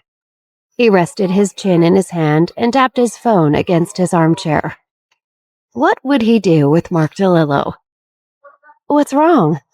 A woman in a long white dress, sitting by a window, closed the book in her hand. It was Thorne's, also known as Beatrix Cooper. It doesn't seem like that call went the way you hoped. The man sighed. Thorne's, I've been happy with what Mark could accomplish in the past, but I'm worried he is too arrogant to do what I need. He's not reliable. He's improvising, and his improvisations are, frankly, not good. You mean? Thorne stopped herself and looked away. Her finger traced the title of the book she had been reading, The Art of War. What? The man asked, eyeing her curiously. I don't want to overstep about what you're thinking, Thorne replied. You can't overstep, he said with a smile. Remember, you are from the Cooper family, right? Yes, she said, but her face soured. She did not like the Cooper family. The man stroked his chin thoughtfully. I want you to go to New York City, Thorns. Mark needs help. He narrowed his eyes, looking out into the distance. I don't have much time left. New York has to be mine, and quickly. Yes, sir, she nodded. If, the man began, sighing, if he really can't accomplish what we need him to, take his place. Yes, sir. Thorns nodded again. Her eyes flashed with determination. She was eager for the next time she competed with Olivia face to face. The man thought for a moment. You are more steady than Mark DeLillo, calmer, not driven by ego. He nodded, satisfied. It is decided you will leave tomorrow. Thorns hesitated. Then the 4 ancient families? He considered this. The Jones family and the Jorgensens are busy and distracted for now. You don't have to worry about them. Thorns just nodded. He tilted his head. How's the investigation of the Crawford family going? Mason Crawford went to New York City to look for the missing eldest daughter of the Crawford family, Mariana Crawford. She's been missing for many years. Thorns replied immediately, knowing this information well. Oh. The man let a sly smile creep over his face.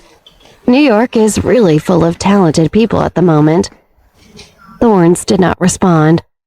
The man stood, holding his hands behind his back. When you are in New York, you should find this missing young lady from the Crawford family as well. Yes, sir, she answered, her face expressionless. He turned to a marble chessboard by one of the expansive windows. "Thorns, you haven't played chess with me in such a long time. Come over and sit. Play a game." "Yes, sir," she replied, ever dutiful. "Achoo!" Millie, sitting in Lena's hospital room, sneezed loudly. Lena nearly jumped as the knife Millie was using to cut an apple almost sliced into her hand.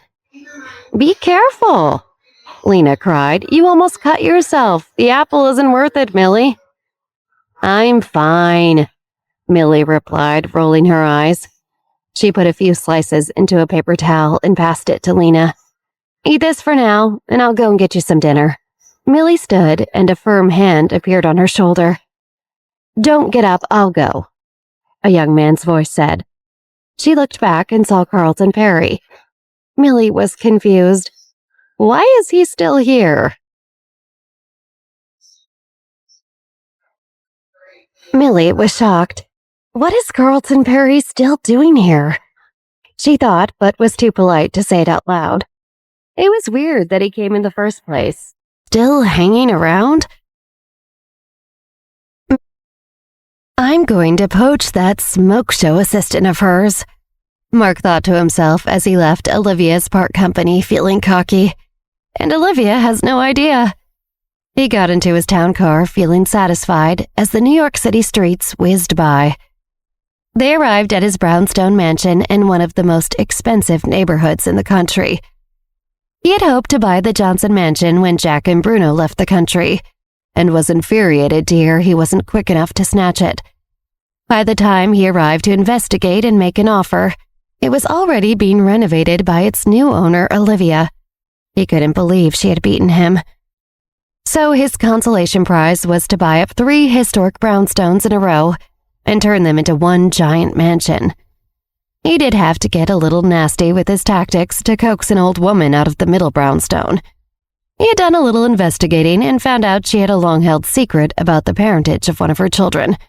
So once he threatened to expose that, the row of brownstones was his. He was happy that his purchases made the news because he was determined to take root in the city and surpass Olivia on her own turf. He would revive the prestige of the Rose family once again. As he entered the massive foyer of his mansion, he tapped his phone screen, impatient. Violet is going to call me. She should just hurry up and do it.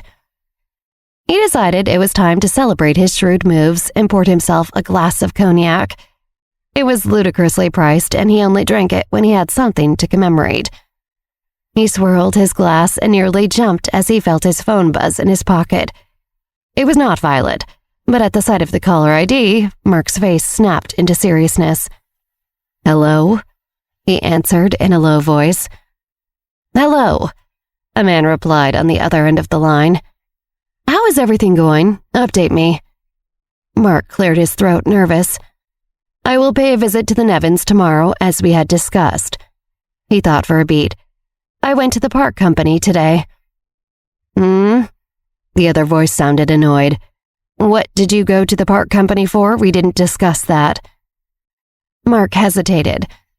I really wish I could tell him I humiliated Olivia, he thought internally. But during our conversation, she got the better of me. Wait, why am I worried?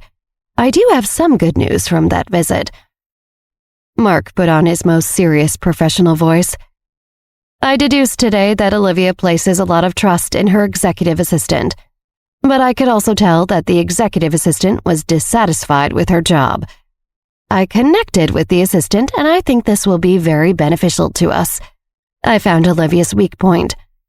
The man replied flatly, Mark DeLillo, you are very talented. Mark smiled to himself. He knew he was very talented. Anytime Olivia got the better of him, it was just about circumstances. He knew he was smarter than her, and surely by a lot. But the man continued, in terms of strategy, you are still a little lacking. Is an assistant really someone you need to focus all of your energy and attention on? Will she really be that much of use, and are you sure she's that disloyal to Olivia in the first place? I'm concerned that you didn't consider all of this. Mark's cocky smile fell from his face. This wasn't the reaction he had expected. He reflected on what happened today, his conversation with Olivia and then his conversation with Violet. He started to feel doubtful about these events when he had felt so confident. Do you mean? I would not bet that you can win over the people immediately around Olivia. The mysterious man replied, I saw your press conference. I know you're still angry with her for breaking your arm, but now is not the right time to make any moves on her. Don't be blinded by your desire for revenge. Everything you're doing is still new and needs time to solidify. You need to be careful. Yes, of course, Mark replied because he knew that's what he should say. But everything in him wanted to yell and stomp and throw a tantrum. He wanted to ruin Olivia, and he felt like a dog fenced into a yard barking at her from mere feet away. He was ready to tear her apart. He didn't like these stupid instructions holding him back. The most important thing, the man continued, is for you to plant your roots in New York City. Establish your supremacy in business and elite social circles. Make it yours and build your power before you decide to exercise it. Don't let your emotions dictate your decisions and rush you into something prematurely. Yes, I know, Mark agreed, nodding. He felt like a teenager getting scolded by his dad. But he remembered their plans, and he remembered that that was what was most important. He begrudgingly thought about how he trusted this man and his directives. It's good that you know, the man said. After a few more exchanges, they hung up the phone. Mark let out a heavy sigh and looked grimly out at the overcast day outside his windows. Elsewhere in the world, in a moody penthouse, the mysterious man had his own complicated feelings after hanging up with Mark. He rested his chin in his hand and tapped his phone against his armchair. What would he do with Mark DeLillo? What's wrong? A woman in a long white dress, sitting by a window, closed the book in her hand. It was Thorne's, also known as Beatrix Cooper.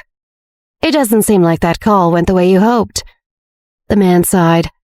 Thorne's, I've been happy with what Mark could accomplish in the past, but I'm worried he is too arrogant to do what I need. He's not reliable. He's improvising, and his improvisations are, frankly, not good. You mean? Thorne stopped herself and looked away. Her finger traced the title of the book she had been reading, The Art of War. What? The man asked, eyeing her curiously. I don't want to overstep about what you're thinking, Thorne's replied.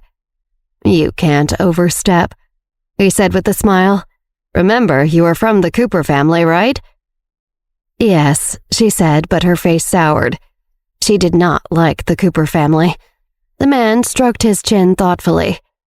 I want you to go to New York City, Thorns. Mark needs help. He narrowed his eyes, looking out into the distance. I don't have much time left. New York has to be mine, and quickly. Yes, sir, she nodded. If, the man began, sighing, if he really can't accomplish what we need him to, take his place. Yes, sir, Thorns nodded again. Her eyes flashed with determination. She was eager for the next time she competed with Olivia face to face. The man thought for a moment. You are more steady than Mark DeLillo, calmer, not driven by ego. He nodded, satisfied. It is decided you will leave tomorrow. Thorns hesitated. Then the 4 ancient families? He considered this. The Jones family and the Jorgensens are busy and distracted for now. You don't have to worry about them. Thorns just nodded. He tilted his head. How's the investigation of the Crawford family going? Mason Crawford went to New York City to look for the missing eldest daughter of the Crawford family, Mariana Crawford. She's been missing for many years. Thorns replied immediately, knowing this information well. Oh. The man let a sly smile creep over his face. New York is really full of talented people at the moment. Thorns did not respond. The man stood, holding his hands behind his back. When you are in New York, you should find this missing young lady from the Crawford family as well. Yes, sir, she answered, her face expressionless. He turned to a marble chessboard by one of the expansive windows. Thorns, you haven't played chess with me in such a long time. Come over and sit. Play a game. Yes, sir, she replied, ever dutiful. Achoo! Millie, sitting in Lena's hospital room, sneezed loudly. Lena nearly jumped as the knife Millie was using to cut an apple almost sliced into her hand. Be careful, Lena cried. You almost cut yourself. The apple isn't worth it, Millie.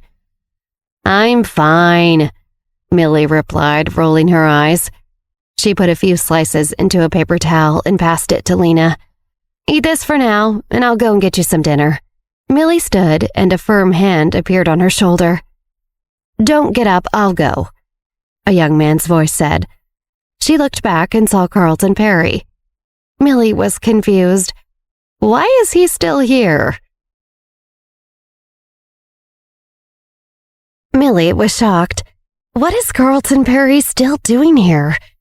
She thought, but was too polite to say it out loud. It was weird that he came in the first place, but he's still hanging around? Carlton removed his hand from her shoulder. I can go grab food for Lena. You don't have to go anywhere. Millie smiled, making herself friendly. Okay, thanks, Carlton. Do you know where Lena's favorite place is to pick up dinner around here? He nodded, putting his hands in his pockets. I do. I'll be back soon. He left, passing Cameron Pell, who was functioning as Millie's silent shadow. Cameron stood at the edge of the room, listening patiently and not making so much as a sound.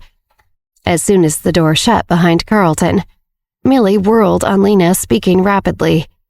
Lena, why has Carlton been here for days? Don't tell me you guys have a thing. Millie was thinking about how sad and confused Francis had been lately, uncertain about how Lena felt about him. After so much build-up with Francis, Millie was frustrated with Lena for entertaining this Carlton curveball that came out of nowhere. Oh, I don't know. Lena rolled her eyes, oblivious to Millie's urgency. He'll probably be gone before I'm out of here in a few days. Don't worry, I'm handling him. It's whatever. Millie sat up impressed. Wow, okay, I rescind my concern. Yeah, Lena smiled. It's just been fun to play games with him. Even though it's annoying that by playing with me, he's getting better and better. Annoying. Millie laughed. She was happy that she had misread the situation. Carlton might be thinking something else, but Lena did not seem to be into Carlton. Millie, do you think you could ask Francis to come over sometime before I get out of here? Lena sighed. The nurse said I can't leave the hospital. You miss him? Millie teased. Lena reacted, offended. What right do you have to know about that? It's just that I haven't caught up with him in a while. I feel out of the loop. Millie held her tongue, wishing she could tease Lena some more, thrilled that Lena wanted to see him. She just smugly tucked in the edges of Lena's blanket. Got it. I'll tell him tomorrow. Lena nodded, satisfied. You know, Olivia hasn't been here recently either. I miss her too. Millie nodded, sighing. Yeah, she's been pretty busy recently. Millie recounted a quick version of the news of what Olivia had been up to for the past few days. The Rose family is clearly out to get Olivia, and it does not seem like they're kind people. Wow. Lena shook her head. All the stuff she gets up to. She makes me feel so lazy and unaccomplished. Even though I can't literally stand by her side while she goes through this, will you let her know I'm lying here by her side? Millie laughed. Yeah, I'll tell her. Oh, I'm so bored, Lena said as she flopped back into her pillow. And I'm kind of getting hungry. Carlton won't be back for a while. Do you want me to... Millie started to think of solutions. Lena waved a hand. No, I was just complaining. I'll be fine. You guys can head out. I know you said you needed to leave at about this time. Don't worry about me. Millie checked the time on her phone. Shoot, that's right. If you're sure you're okay, we'll go. Millie heard Cameron's phone buzz. She saw him check his phone and frowned. She didn't like seeing that expression on his face. She knew that whatever message he just got, it wasn't good. Cameron saw her looking at him and put his phone away. He smiled at her and moved to be beside her, the worried look on his face gradually melting away. Millie shook that off and fussed over Lena, reminding her to rest her leg and do whatever the nurses told her to. Lena smiled and rolled her eyes, and they hugged each other goodbye. Millie and Cameron left the hospital. As they exited the front doors and stepped onto the street, she turned to him and signed, "If you have something you need to do, please go ahead." Cameron blinked. He was surprised that she said so, but he shook his head. He signed, "I can walk you home first. It's not a problem." "It's really fine, I promise," Millie insisted gently. "I have a big test in a few days and need to read a book. I can just order a ride back and you can go and take care of your work." Cameron smiled and his heart warmed at her considering his needs like this. He felt like, even though he didn't even realize that that was what he wanted, she seemed to know. He felt loved and cared for. He held her wrist, pulling her gently toward him. He put a hand on the back of her head and kissed her forehead. Millie was stunned for a moment, but melted against him and smiled. Across the street, someone was watching this, and he was angry. Derek Brown's eyes burned as he watched Millie love Cameron and be loved by him. How did she get something like that? He thought angrily to himself. How dare she leave me to suffer? Not only are there no consequences for her, but she also looks happy. Millie, you are the most selfish person I've ever known. Derek clenched his fist tightly at his sides. He felt like everything inside his body burned with anger at her. It was a rolling, vile acid made of pain, hatred, and jealousy. All he knew was that he did not want to ever see something like this again, even for a second. He turned away from the disgusting scene and he ran. Cameron and Millie, not having noticed Derek's distress across the street, leaned on each other. Cameron called her a car on his phone and hugged her as they waited for it to arrive. Once Millie was safely in the right car on her way home, the gentleness left Cameron's face. He hurried to his own home. Cameron entered the house to find Camilla upset. "Cameron, did you get the message I sent you?" Cameron nodded. He signed, "What exactly happened?" "The family has found out that Mason Crawford came to New York," she replied. "They suspect that he came here to find our long-lost cousin Jacqueline." Camilla frowned. "We can use this as a bargaining chip against our family." Cameron took this in. Does this mean our cousin Jacqueline Bell was really in New York after all? Camilla tried to meet his eyes. "Cameron, what do you think? I just got a call from Grandfather. He told us to find Jacqueline as soon as possible." "How is our Uncle Pete Bell doing?" Cameron signed. "No news from him," Camilla answered grimly. "But this is an order from Grandfather. We originally came to New York to find Jacqueline, so he's just restating that we need to do it now. The most important thing is to get her before the Crawford family does." "Did the Crawfords find anything?" Cameron asked, signing. "I'm not sure yet." She shook her head. "But I did find something else myself." Cameron turned to her, excited for what she would say. "I found out that Cousin Jacqueline was in an orphanage in New York, but that orphanage was burned down in a huge fire." Camilla looked sad for a moment, but shook it off, continuing, "The former employees of the orphanage should still be here somewhere. If we can find them, we can find Jacqueline." Cameron nodded. "Good job," he signed. He knew this was their top priority now. No matter what, they couldn't let their cousin fall into the Crawford family's hands. The Crawford family and the Pell family were in theory equal at the moment. They divided the biggest cities of the world into their own territories. But anyone who knew both families more intimately knew that the Crawford family was doing slightly better than the Pells. The Crawford family, one of the 4 ancient families, had been keeping a low profile for generations, but every single one of them was a wicked, twisted person. Cameron shook his head, starting to feel angry. if Mason Crawford takes my little cousin Jacqueline hostage again. Cameron hoped that his abilities would be enough. Elsewhere in New York, at the Park Inc. building, Olivia looked at the documents in her hand and frowned. The top one was headed with the name Angel Wish Orphanage. What a sweet, optimistic name, Olivia reflected to herself, and so sad that it was burned to the ground. Olivia flipped through the papers, her hand shaking slightly. Was this the orphanage Millie lived in until she was adopted? As she skimmed through them, her expression became more and more solemn. Because of the fire, there wasn't much information that survived on the remaining orphans. Some of them were sent to another orphanage in New York, and one of them was the one that Principal Yen had donated to during the campus model competition. As Olivia looked through the papers, she stopped at a blurry 1-inch photo among portraits of the staff. She thought she recognized this woman. Was it really her? Olivia called out, "Violet, please find everything you can on this person." Violet looked at the photo and nodded. Olivia just stared at the photo in her hands. This might be the key to understanding Millie's history and her true identity.